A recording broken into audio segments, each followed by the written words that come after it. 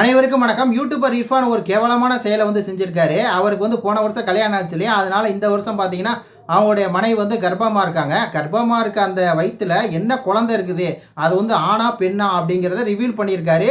அதாவது gender ரிவ்யூல் party அப்படின்னு சொல்லி ஒரு பார்ட்டியை வச்சு ஒரு வீடியோ போட்டு ஒரு கேவலமான ஒரு வேலையை செஞ்சு வச்சிருக்காரு. இந்தியாவில் இந்த மாதிரி கல்ச்சரே கிடையாது.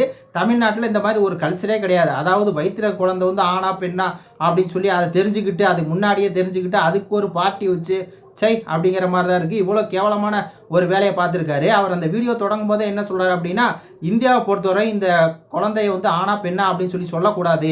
அதனால இந்தியாவில் இந்த டெஸ்ட் எடுக்கவும் மாட்டாங்க. நான் என்ன பண்ணேன், துபாயில் போனேன். துபாயில் போய் இந்த டெஸ்ட்டை நான் எடுத்துகிட்டு வந்துட்டேன். இந்த பார்ட்டியில் நான் சொல்ல போகிறேன் அப்படின்னு சொல்லி அந்த பார்ட்டியில் எல்லாத்தையும் கூப்பிட்டு அப்புறம் துப்பாக்கியை வச்சு எல்லாம் கொண்டாட்டம் எல்லாம் பண்ணி கடைசியில் என்ன பெண் குழந்தை அப்படின்னு சொல்லி அதை சொல்கிறாரு.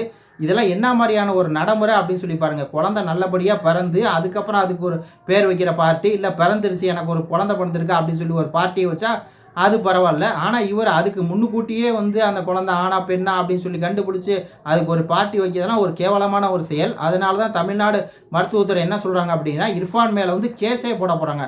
இது மிகவும் தவறான ஒரு விஷயம். வயிற்றில் இருக்க குழந்தை என்ன குழந்தை அப்படின்னு சொல்லி மேக்சிமம் சொல்லவே கூடாது. அப்படி தான் சட்டம் இருக்குது.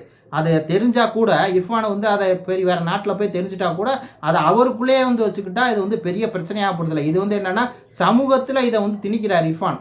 சமூகத்தில் இதுவரை பார்த்து 4 பேர் என்ன பண்ணுவான், துபாயில் போய் நம்ம டெஸ்ட் எடுத்துக்கலாம், துபாயில் இந்த மாதிரி இடம் இருக்குன்னு இர்ஃபான் சொன்னானே அப்படின்னு சொல்லி என்ன பண்ணுவாங்க, இவரை வச்சுட்டு துபாயில் போய் அது பார்ப்பாங்க. அது ஒரு வேளை பெண் குழந்தையா இருக்குது, இல்லை ஆண் குழந்தையா இருக்குது, இல்லை அவங்களுக்கு பிடிக்காத குழந்தையா இருக்குன்னா அதை அவங்க டிஸ்மிஸ் இது பண்ணுவாங்க, கலப்பாங்க. அப்போ இது ஒரு தேவையில்லாத விஷயம்.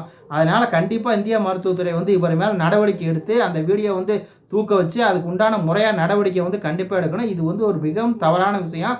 இர்ஃபான் ஏன் இப்படி பண்ணுறான் அப்படின்னு சொல்லியே தெரில. பாருங்கள், இது பற்றி உங்களுடைய கருத்துக்களை சொல்லுங்கள். நன்றி, வணக்கம்.